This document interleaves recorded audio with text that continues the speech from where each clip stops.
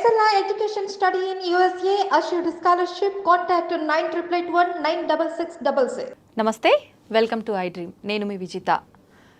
గత కొద్ది రోజుల క్రితం మనమందరం కూడా ఒక వార్త విన్నాం. దేని గురించి అంటే కరోనా వ్యాక్సిన్ గురించి. కరోనా కట్టడి కోసం మన అందరం కూడా ఏదైతే కోవిషీల్డ్ వ్యాక్సిన్ తీసుకున్నామో ఆ వ్యాక్సిన్ వల్ల చాలా రకాల సైడ్ ఎఫెక్ట్స్ వస్తున్నాయనే వార్తలు గత కొద్ది రోజుల క్రితం విన్నాము. మళ్ళీ ప్రస్తుతం ఒక 2 రోజుల నుంచి ఈ వార్తలు అయితే ఎక్కువగా వినిపిస్తున్నాయి. అయితే ఇందులో ఎంతవరకు నిజం ఉంది అనే అనుమానాలు ప్రతి ఒక్కరిలో ఉన్నాయి. ఆస్ట్రాజెనికా అనే కోవిషీల్డ్ వ్యాక్సిన్ తయారు చేసిన కంపెనీనే స్వతహాగా దీనివల్ల సైడ్ ఎఫెక్ట్స్ వస్తున్నాయి అనే విషయాన్ని ఒప్పుకుంది అనే వార్త కూడా వింటున్నాం. అసలు ఇదంతా ఎంతవరకు నిజం? నిజంగా ఆ సంస్థ ఒప్పుకుందా? నిజంగా సైడ్ ఎఫెక్ట్స్ అనేవి వస్తున్నాయా? వస్తే ఎటువంటి సైడ్ ఎఫెక్ట్స్ వస్తున్నాయి? చాలామంది చెప్తున్నారు సైడ్ ఎఫెక్ట్స్ విషయానికి వస్తే బ్రెయిన్లో బ్లడ్ క్లాట్ అవ్వటము, ప్లేట్లెట్స్ కౌంట్ అనేది తగ్గిపోవడము, ఇలాంటి రకరకాల సైడ్ ఎఫెక్ట్స్ వస్తున్నాయనే వార్తలు వింటున్నాం. ఇదంతా ఎంతవరకు నిజం? ఇంతకుముందు మనం మాట్లాడుకున్నప్పుడు విదేశాలలో మాత్రమే ఈ యొక్క వ్యాక్సిన్ ఎఫెక్ట్ అనేది ఉంది, సైడ్ ఎఫెక్ట్స్ వస్తున్నాయి, మన దగ్గర లేదు అని. నిజంగా మన దగ్గర ఉందా లేదా? ఈ సైడ్ ఎఫెక్ట్స్ అనేది ఒక అపోహ, నిజమా? ఇలాంటి విషయాలన్నింటినీ తెలియజేయడం కోసం ప్రస్తుతం మనతో పాటు ఉన్నారు ప్రముఖ కార్డియాలజిస్ట్ డాక్టర్ మువ్వా శ్రీనివాస్ గారు. ఇప్పుడు సార్తో మాట్లాడి డీటెయిల్గా తెలుసుకుందాం.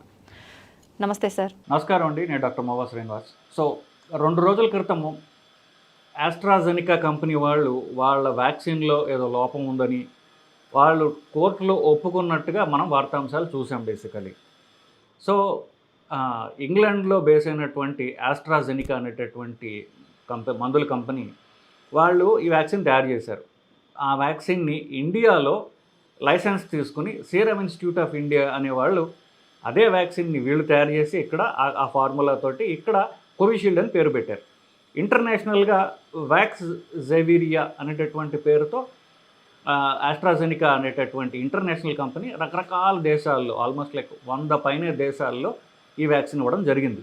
సో ఈ వ్యాక్సిన్ ఇచ్చి 2021లో ఎక్కువ విరివిగా చాలా దేశాల్లో ఇచ్చారు. సో ఈ వ్యాక్సిన్ ఇవ్వటం వల్ల ప్రాబ్లమ్స్ ఏమొచ్చాయి అనేటటువంటివి మనందరికీ తెలిసిన విషయమే. మన డాక్యుమెంటెడ్ కేసెస్ అవి ఉన్నాయి. సో దీని మీద ఇంగ్లాండ్లో సుప్రీంకోర్టులో జేమీ స్కాట్ అనే అతను సుప్రీంకోర్టు అతనితో పాటుగా ఇంకొక 51 మంది కలిసి ఒక కేసు వేశారు ఆస్ట్రాజెనికా కంపెనీ మీద. సో ఏమని, ఈ వ్యాక్సిన్ తీసుకున్న తర్వాత అతనికి బ్రెయిన్లో క్లాట్స్ వచ్చాయని, బ్రెయిన్ డ్యామేజ్ అయిందని చెప్పేసి. ఇప్పుడు అది ఎప్పుడు తీసుకున్నాడు వ్యాక్సిన్? ఏప్రిల్ 2021లో అతను ఈ వ్యాక్సిన్ తీసుకున్నాడు. సో బ్రెయిన్ డ్యామేజ్ అయింది నాకు అని చెప్పేసి కంపెనీ మీద కేసు వేసాడు. ఇంకొక 50 మంది కలిపి అంతా ఒక కేసు కింద తీసుకుని బ్రిటిష్ సుప్రీంకోర్టులో నడుస్తోంది. దీన్ని చూసి మన భారతదేశపు సుప్రీంకోర్టులో కూడా విశాల్ తివారీ అనే అతను ఒక రోజు క్రితం అంటే మే చివర 31లో అతను కేసు వేశాడు ఇక్కడ భారతదేశంలో ఉన్నటువంటి సీరం ఇన్స్టిట్యూట్ ఆఫ్ ఇండియా మీద. సో ఇది బేసికలీ.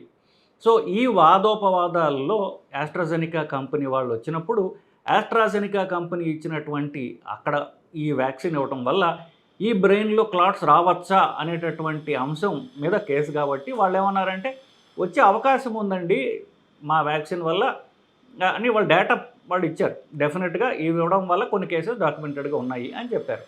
దాంతో ఇప్పుడు పెద్ద దుమారం ఏంటి, అదే వ్యాక్సిన్ ఇండియాలో ఇచ్చారు కాబట్టి ఇప్పుడు ఇండియాలో కూడా ఇవి ప్రాబ్లమ్స్ వస్తున్నాయా? ఇప్పుడు ఈ వార్తాంశం కానివ్వండి, ఈ ఇష్యూ వల్ల వచ్చినటువంటి క్వశ్చన్లు ఏంటి? ఎప్పటికప్పుడే మెడికల్ మాఫియా, ఫార్మా మాఫియా వీళ్ళు వాళ్ళ డబ్బుల గురించి మమ్మల్ని అందరినీ అవసరం లేనటువంటి వ్యాక్సిన్ మాకు ఇచ్చేశారు, అసలు ఈ వ్యాక్సినే అవసరం ఉందా? First question. రెండో క్వశ్చన్ ఏంటి, దీని సైడ్ ఎఫెక్ట్స్ గురించి మాకు ముందే మీరు ఎందుకు చెప్పలేదు, ఇస్తే మేము తీసుకునే వాళ్ళం కాదు కదా అనేటటువంటి రెండవది. మూడవది, ఈ రకరకాల సైడ్ ఎఫెక్ట్స్ వస్తున్నాయి, మీరు క్లాట్స్ అంటున్నారు, బ్రెయిన్లో క్లాట్స్ అనే కేసు వేసి ఉండొచ్చు, ఇంకా రకరకాల కాంప్లికేషన్లు ఉండొచ్చు కదా, దాని గురించి మాకేమన్నా ఉండే అవకాశం ఉందా? దానివలన ఇప్పుడు యువతలో హార్ట్ అటాక్ రిస్క్ వచ్చే అవకాశం ఉన్నదా? ఇవి క్వశ్చన్లు. ఇవి గత 3-4 సంవత్సరాలుగా కంటిన్యూస్గా రైజ్ అయ్యేటటువంటి క్వశ్చన్లే. సో మొదటి క్వశ్చన్కి మనం చూసుకుంటే అసలు దీనిలో నిజాలు ఏమిటి? బ్లడ్లో క్లాట్స్ వచ్చి అది బ్రెయిన్ ఎఫెక్ట్ అవడం ఎంతవరకు నిజం? సో నిజానికి ఇది కొత్తగా తెలిసిందేమి కాదండి. ఇప్పుడు మీరు చూసినట్లయితే బ్రిటిష్ మెడికల్ జర్నల్ BMJ అంటాం, 14th April 2021 అంటే ఆల్మోస్ట్ లైక్ మూడేళ్ల క్రితమే ఈ వ్యాక్సిన్ ఇవ్వటం వల్ల ఏ సైడ్ ఎఫెక్ట్స్ ఉంటాయని చెప్పేసి ఆ కంపెనీ కాదు, మామూలు మెడికల్ బాడీస్ అంటే బ్రిటిష్ డాక్టర్స్ వాళ్ళు రీసెర్చ్ చేసి ఆ ఆర్టికల్ ఇచ్చారు. అది ఇంటర్నెట్లో ఉంది, గూగుల్లో ఉంది, మీరు ఎవరైనా సరే చూసుకోవచ్చు. దాని ఆర్టికల్ ఏంటంటే basically thrombosis after COVID-19 vaccine. COVID-19 vaccine ఇచ్చిన తర్వాత వచ్చేటటువంటి రక్తం గడ్డగట్టడం, రక్తం ప్రాబ్లమ్స్ ఏమిటి అనే దాని మీద ఒక ఆర్టికల్ వచ్చింది. సో ఆ ఆర్టికల్లో వాళ్ళు చెప్పిన దాని ప్రకారం అంటే ఇప్పుడు కాదు, మనకు అప్పుడే తెలుసు. ఇప్పుడు కొత్తగా ఈ కంపెనీ వాళ్ళు చెప్పనిది మనకు కొత్తగా తెలిసింది, కొత్తగా రిస్క్ వచ్చింది కూడా ఏం లేదు. సో అప్పుడు డేటా ప్రకారం కంపెనీ వాళ్ళు చెప్పింది ఏంటంటే ఈ ఆస్ట్రాజెనికా వ్యాక్సిన్ అంటే మనకి కోవిషీల్డ్ అనుకుందాం పోని మన పరిభాషలో, కోవిషీల్డ్ ఇవ్వడం వల్ల 10 లక్షల మందిలో 3 నుండి 15 మందికి రక్తంలో బ్రెయిన్లో రక్తం గడ్డలు కట్టచ్చు. సో రక్తం గడ్డలు కట్టడం అనేది జరుగుతుంది. దాంట్లో సగానికి సగం మందికి మెదడులో ఉన్నటువంటి వీన్స్లో రక్తం గడ్డలు కట్టచ్చు. ఇది కామన్గా అనేది కామన్ కాదు, ఎంత కామన్ అని నేను చెప్పాను ఇప్పుడే. 3 నుండి 10 లక్షల మందిలో. సో ఈ 3 నుండి 15 మందిలో సగం మందికి బ్రెయిన్లో రక్తం గడ్డలు కట్టచ్చు. ఒక 10 నుండి 20% మందికి పొట్టలోని వీన్స్లో రక్తం గడ్డలు కట్టచ్చు. ఇంకొక 20% మందికి ఊపిరితిత్తుల్లో రక్తం గడ్డలు కట్టచ్చు. ఇది ఒకటే మాత్రమే ప్రాణాపాయం. అంటే 4వది లెస్, అంతకంటే తక్కువగా మనకి కనిపించేది హార్ట్ అటాక్స్ రావడం.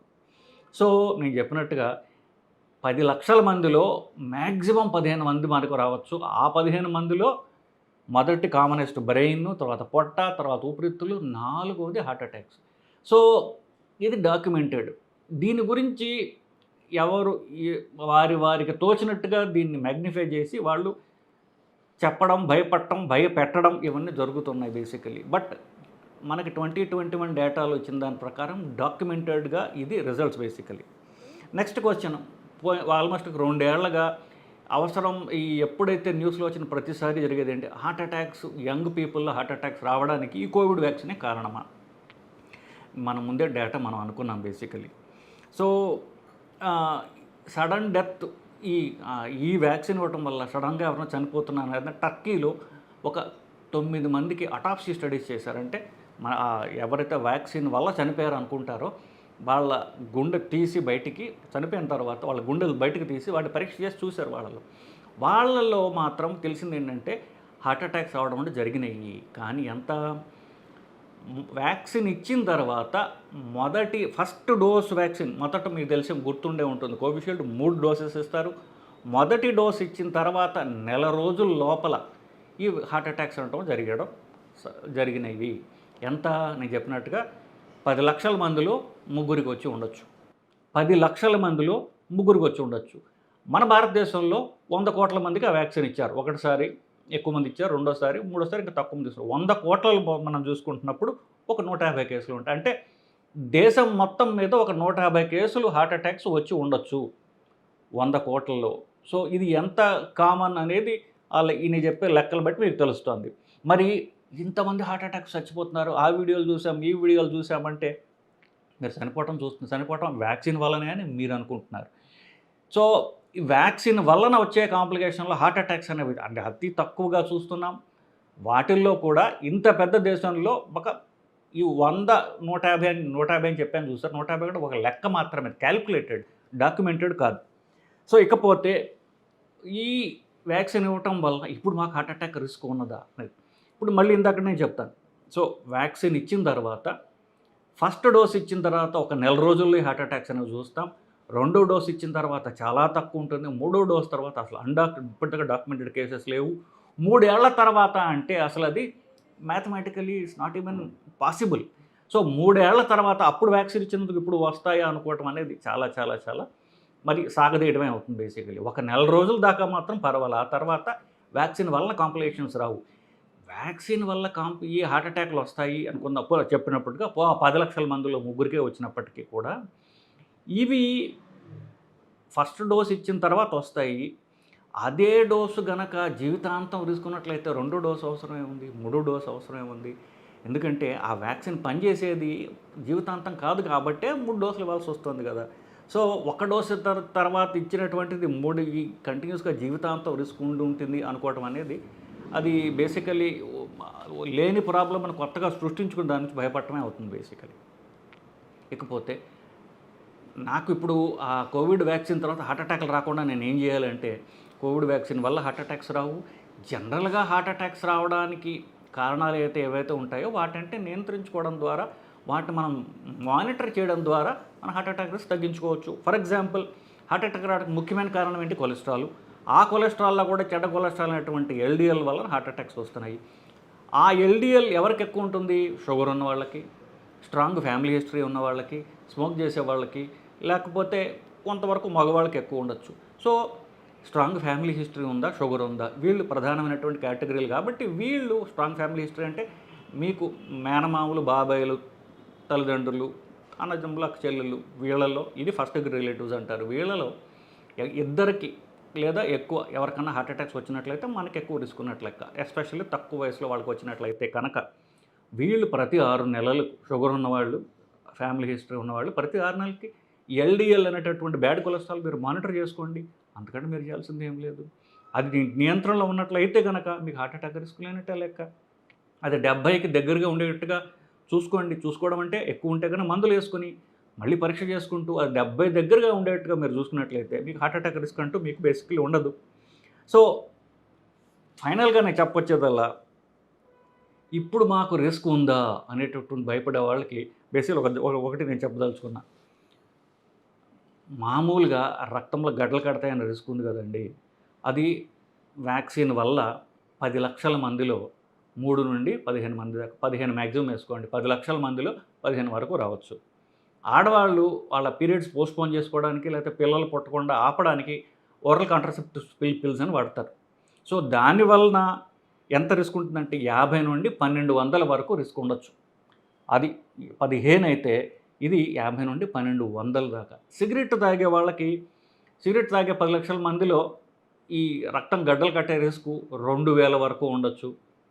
లాస్ట్గా కోవిడ్ జబ్బే వచ్చిందనుకోండి, 10 లక్షల మందిలో 1,65,000 మందికి కోవిడ్ వైరస్ వల్ల రక్తం గడ్డలు కట్టి ప్రాణం పోవచ్చు. ఇప్పుడు కోవిడ్ వ్యాక్సిన్ వల్ల 15 మందికి రక్తం గడ్డలు కడుతున్నాయి, 15 మందికి మ్యాక్సిమం.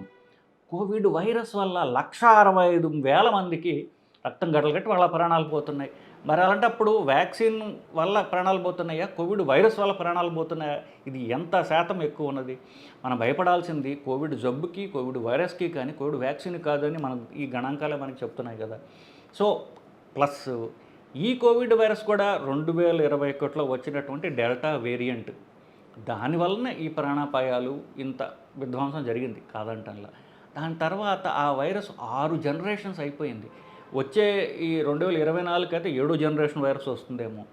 మరి ఎప్పుడో వచ్చిపోయినటువంటి 6 తరాల ముందు ఉన్నటువంటి వైరస్కి ఇప్పుడు దానికి భయపడటం అనేది అది భయపడటమే అవుతుంది తప్ప నిజం అనేది కాదు. సో ఈ కోవిడ్ వైరస్, దాని వ్యాక్సిన్లు అవి మన బుర్రలోంచి ఎంత త్వరగా మీరు తీయకపోతే మీ భయాందోళన అంతా కామన్గా ఉంటాయి. ఎందువల్ల యూత్లో యాంగ్జైటీతో వచ్చిన వాళ్ళతో నేను చూసినట్లయితే 80% మంది మాకు కోవిడ్ వచ్చింది, కోవిడ్ వ్యాక్సిన్ తీసుకున్నానని చెప్తున్నారు. సో యాంగ్జైటీకి ప్రధాన కారణం ఏమైందంటే నాకు కోవిడ్ వచ్చింది, లేకపోతే నేను వ్యాక్సిన్ తీసుకున్నాను. సో ఇది ప్యూర్ యాంగ్జైటీ తప్ప జబ్బు కాదు. ఆ జబ్బు వల్ల ఇప్పుడు కొత్తగా వచ్చేదంటూ కొత్త ప్రాబ్లమ్స్ అంటే ఏం లేవు. సో అనవసరంగా భయ ఆందోళనకు గురయ్యి ఇట్లాంటి న్యూస్ నేను చెప్తున్నాగా, ప్రతి సంవత్సరం కొత్త వస్తూనే ఉంటాయి.